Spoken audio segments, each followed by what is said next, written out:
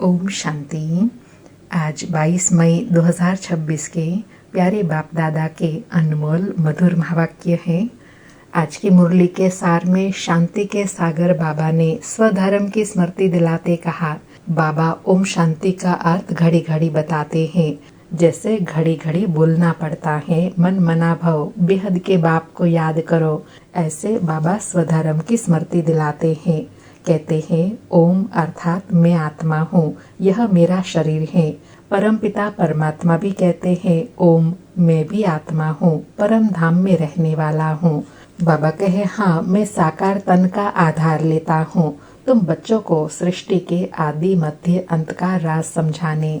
फिर आज बाबा ने चैरिटी बिगिंस एट होम का निराला भावार्थ समझाते कहा कि पहले पहले जो देवी देवता धर्म वाले हैं, शिव के व देवी देवताओं के भगत हैं, उन्हों को पहले पहले समझाने का पुरुषार्थ करना है। क्योंकि बाबा कहे आदि सनातन देवी देवता धर्म वालों ने ही पूरे 84 जन्म लिए हैं, वही अच्छी रीति ज्ञान को समझ सकेंगे। बाबा कहे समझाने के साथ साथ उनको पूछना भी है कि परम पिता परमात्मा शिव से आपका क्या संबंध है।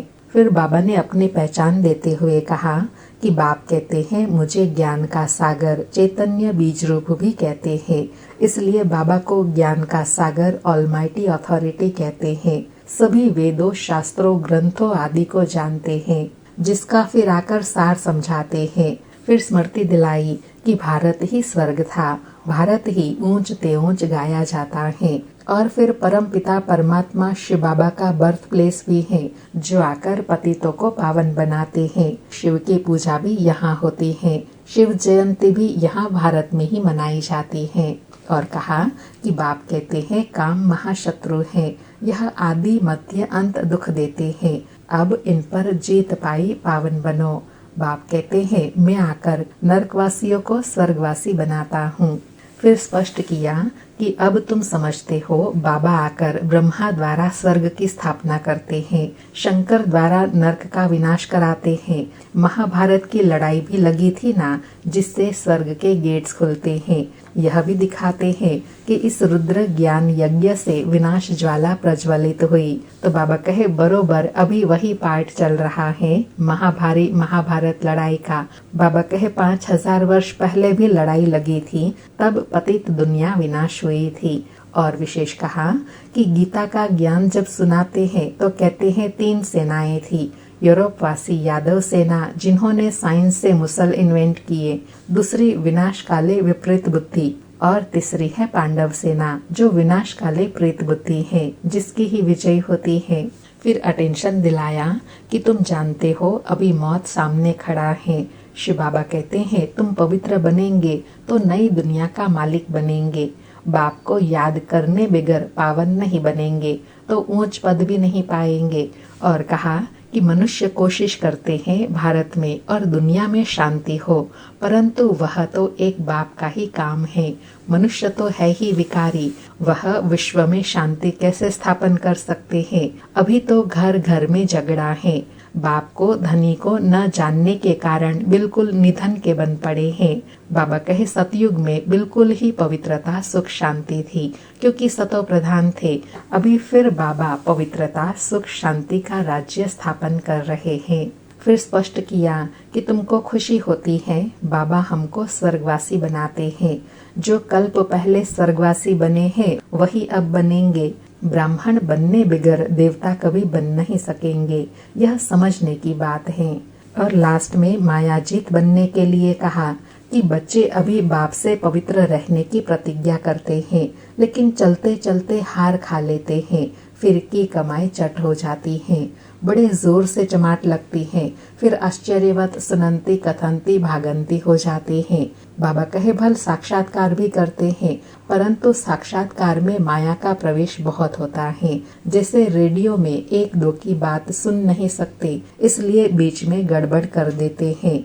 यहाँ भी ऐसे है, माया बाबा से बुद्धि योग लगाने नहीं देती है, बाबा से योग तोड़वा देती है। इसलिए बाबा कहे माया के विघ्नों से कभी हार नहीं खाना है, सच्ची सच्ची प्रीत एक बाबा से जुटानी है। सुनते हैं प्यारे बाप दादा के अनमोल मधुर महावाक्य। आज बाबा कहे मीठे बच्चे, चैरिटी बिगिंस एट होम, अर्थात जो देवी देवता धर्म के हैं, शिव के व देवताओं के पुजारी हैं, उन्हें पहले पहले ज्ञान दो। आज मुरली से प्रश्न है, बाप का कौन सा कर्तव्य कोई भी मनुष्य नहीं कर सकते और क्यों? उत्तर में बाबा कहे, सारे विश्व में शांति स्थापन करने का कर्तव्य एक बाप का है। मनुष्य विश्व में शांति स्थापन नहीं कर सकते हैं क्योंकि सब विकारी हैं। शांति की स्थापना तब हो जब बाप को जाने और पवित्र बने। बाप को न जानने के कारण निधन के बन गए हैं। आज मुरली में गीत बजा, मरना तेरी गली, जीना तेरी गली, मरने के बाद चर्चा भी तेरी गली। सारी मुरली से धारणा के लिए सार है। पहला पॉइंट, एक बाप से सच्ची प्रीत रख, सच्चा सच्चा पांडव बनना है। मौत सामने खड़ा है, इसलिए पवित्र बन, पवित्र दुनिया का मालिक बनना है। दूसरा पॉइंट, काम महाशत्रु जो आदि मध्य अंत दुख देता है, उस पर जीत प्राप्त कर पावन बनना है। याद से विकारों की खाद निकाल, आत्मा को गोल्डन एज बनाना है। आज प्यारे बाबा का वरदान है, मर जीवे जन्म की स्मृति द्वारा कर्म बंधन को संबंध में परिवर्तन करने वाले परोपकारी भव। स्पष्टीकरण है, लौकिक कर्म बंधन का संबंध अब मर जीवे जन्म के कारण श्रीमत के आधार पर सेवा के संबंध का आधार है। कर्म बंधन नहीं, सेवा का संबंध है। सेवा के संबंध में वैरायटी प्रकार की आत्माओं का ज्ञान धारण कर चलेंगे तो बंधन में तंग नहीं होंगे। लेकिन अति पापात्मा अपकारी आत्मा से भी नफरत व घृणा के बजाय रहम दिल बन तरस की भावना रखते हुए सेवा का संबंध समझकर सेवा करेंगे तो नामी ग्रामी विश्व कल्याणकारी व परोपकारी बन जाएंगे। बाबा कहे, परोपकारी आत्मा कब बनेंगे? जब कर्म बंधन को संबंध में परिवर्तन करेंगे, और वह तब होगा जब कैसे भी आत्मा हो, कैसे भी स्वभाव संस्कार हो, किसी के भी प्रति नफरत व घृणा भाव न हो, रहम व तरस की भावना होंगी तो बंधन संबंध में परिवर्तन हो जाएगा। आज का स्लोगन है, समय व परिस्थिति प्रमाण वैराग आया तो यह भी अल्पकाल का वैराग है, सदा काल के वैरागी बनो। आज के अव्यक्त इशारे हैं, सदा अचल अडोल एक रस स्थिति का अनुभव करो। आज अनुभव करने के लिए कहा कि किसी भी प्रकार का विघ्न व समस्या अथवा माया का वार नहीं है, लेकिन खेल के समान अनुभव हो तो खेल समझने से खुशी खुशी पार कर लेंगे और अवस्था एक रस रहेंगी। लेकिन अगर इसे वार समझेंगे तो घबराएंगे भी और हलचल में भी आ जाएंगे। माया का काम है आना और आपका काम है विजयी बनना। बाबा ने दृष्टिकोण बदलने के लिए कहा कि माया आती है तो उस समय यह नहीं सोचो कि ये हमारा सामना करने आई है, लेकिन उस समय यह स्मृति रहे कि यह माया का खेल चल रहा है और इस खेल में हमें विजयी बनना है। घबराने से फिर हार हो जाती है। अच्छा, ओम शांति।